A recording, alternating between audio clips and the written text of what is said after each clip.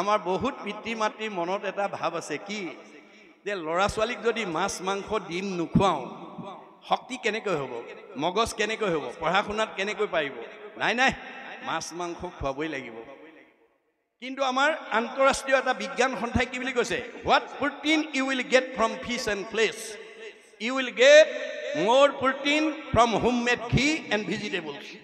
আপুনি মাছ মাংস ডিম খাই যিটো শক্তি পাব তাতকৈ ঘৰত বনোৱা ঘিউ আৰু শাক পাচলি খালে অধিক প্ৰটিন পাব। Fish and flesh spread disease only. মাছ মাংসই আমাৰ শৰীৰলৈ বেমাৰৰ বীজাণু কঢ়িয়াই আনে। আপোনালোকক মই 7 দিন সময় দিছোঁ। 7 দিন পুৱা দুপৰীয়া গধূলি, পুৱা দুপৰীয়া গধূলি মাছ মাংস ডিম নিজেও খাই থাকক, ল'ৰা ছোৱালীকো খুৱাই থাকক। 7 দিনৰ পিছত দেহৰ খবৰ ল'ব, বদ হজম, গেছ, বিষ ইত্যাদি ইত্যাদি।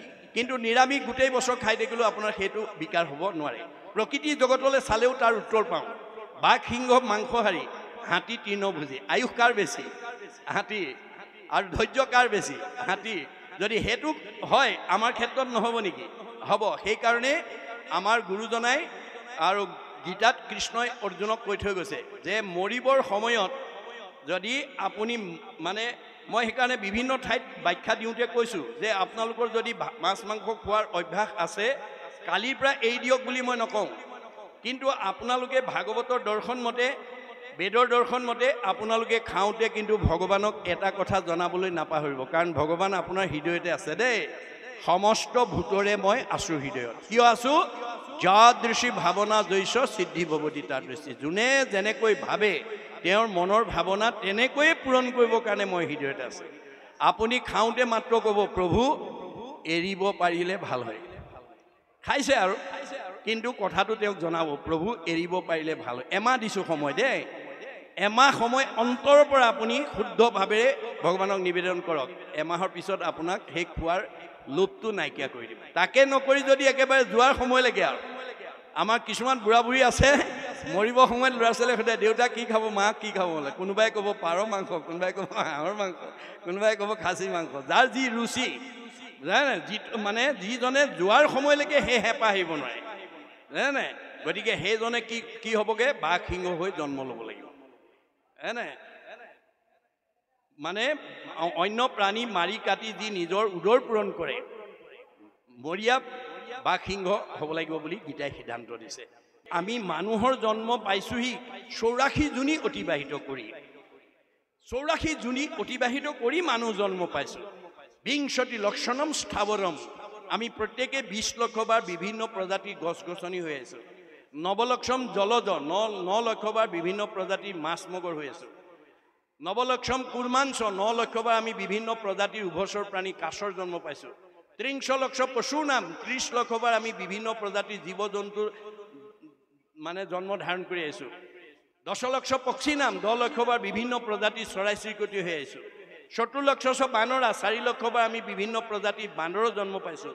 2 লক্ষ অৰ্ধমানৱ হিতাহিত জ্ঞানশূন্য, 2 লক্ষবাৰ হিতাহিত জ্ঞানশূন্য অৰ্ধমানৱ চিম্পাঞ্জীৰ দৰে জন্ম ধাৰণ কৰিছোঁ। তথৌ মনুষ্যৰ প্ৰাপ্য তত কৰ্মাণি সাধয়ে। তাৰপিছতে আমি পুণ্য সঞ্চয় কৰি সৌভাগ্যক্ৰমে মানুহ নামৰ উপাধিটোলৈ প্ৰমোচন পাইছোঁ। মানুহ নামৰ উপাধিটোলৈ প্ৰমোচন পালে আজিৰ দৰে সংঘবদ্ধভাৱে ঈশ্বৰৰ কথা শুনি আমাৰ জীৱই গতি পাব পাৰে। মনত ৰাখিবা দেই, মানুহৰ বাদে ঈশ্বৰত ভক্তি কৰি গতি পোৱা জীৱ ভগৱানৰ সৃষ্টি 4 মুঠি জীৱৰ ভিতৰত নাই। সকলোৱে মানুহৰ জন্ম পাবৰ কাৰণে চেষ্টা কৰি আছে। গছ গছনিয়ে ফল দিছে, আনক খুৱাইছে, নিজে নাখায়, পুণ্য অৰ্জন কৰিছে, মানুহ লাগে। নদ নদীবিলাক অহৰহ বৈ আছে, পৰৰ উপকাৰ কৰিছে, মানুহৰ জন্ম লাগে। গাইজনীয়ে গাখীৰ দিছে, নিজে নাখায়, আনক খুৱাই মানে উপকাৰ কৰি মানুহ জন্ম পাবৰ কাৰণে যত্ন কৰিছে। প্ৰকৃতি জগতৰ সকলো জীৱই মানুহ জন্ম পাবৰ কাৰণে যত্ন কৰি আছে বুলি বেদে সিদ্ধান্ত দিছে। প্ৰকৃতি জগতৰ দূৰৰ কথা, স্বৰ্গৰ দেৱতাসকলেও ব্ৰহ্মাকে প্ৰমুখ্য কৰি 33 কোটি দেৱতাই এই পৃথিৱীত মানুহৰ জন্ম পাবৰ কাৰণে বাঞ্ছা কৰে বুলি বেদত উল্লেখ আছে। অতোহি দেৱা ইচ্ছন্তি জন্ম ভাৰত ভূতলে।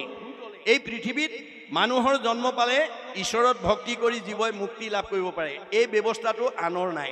সেইকাৰণে দেৱতাসকলেও মানুহৰ জন্ম পাবৰ কাৰণে বাঞ্ছা কৰে। আৰু আমি মানুহৰ জন্ম পাই যদি সেই উপলব্ধি নকৰোঁ, আমাক আকৌ কলৈ লৈ যাব? গছ গছনিবিলাক ওপৰলৈ আহি আছে, এইটো খালী জেগা হৈ আছে।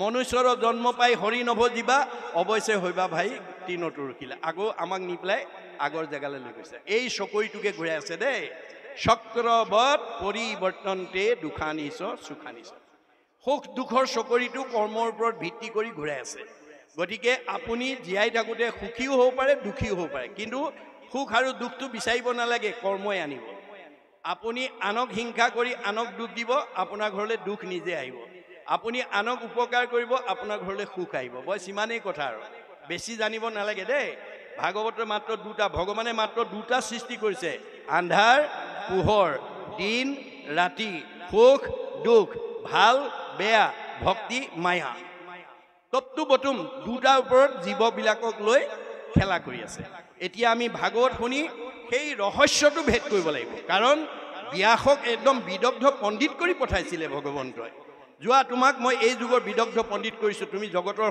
লোকসকলক ভাল পথে পৰিচালিত কৰিবা কিন্তু ব্যাসে আহি কি কৰিলে তেওঁক দিয়া যিখিনি গুণ আছিলে তেওঁ বেদজ্ঞ শাস্ত্ৰজ্ঞ টিকালজ্ঞ ধ্যানত ভগৱানক সাক্ষাৎ কৰিব পৰা যোগ্য ব্যক্তি কৰিছিল অথচ তেওঁ প্ৰয়োগ কৰিব নজনাৰ কাৰণে জীৱন্ততে অসুস্থতাত ভোগ কৰি আছে কেনেকৈ আছে দিনেক পূৰ্বতে পৰা সৰসূত ঋষি বদৰিকাশ্ৰমত আচন্ত ব্যাস বহি বদৰিকাশ্ৰমত বহি আছে কেনেকৈ আছে উগুল থুগুল মন নাহি সুখ শান্তি নপান্ত উপায় একো মনে গুণী গান্তি উগুল থুগুল মন এটা লৈ আছে কিয় উগুল থুগুল মনটোৱে তেওঁক প্ৰতিক্ৰিয়া কৰিছে ভাবি তেওঁ উত্তৰ বিচাৰি পোৱা নাই বেয়া নাই অধু মুখে আছে বহি হুয়া নিশ বদ সেই বেলা তৈতিয়া সি মিলিল নাৰদ আপুনি ভগৱন্তৰ ভকত হওক আপোনাক বিপদত পৰিবলৈ নিদিয়ে প্ৰতিনিধি পঠাই দিব ভগৱন্তই নাৰদক পঠাই দিছে যোৱা মোৰ ভকত বিপদত পৰিছে আঙুলিয়াই থৈ আহা ক'ত ভুল কৰিছে হাতে বিনা যন্ত মুখে ৰাম নাম হৃদয়ত কৃষ্ণমূৰ্তি স্ফূৰ্তিয়ে বিশ্ৰাম নাৰায়ণ আহি গ'ল নাৰদ আহি গ'ল নাৰদক দেখাৰ লগে লগে সচকিত হৈ গ'ল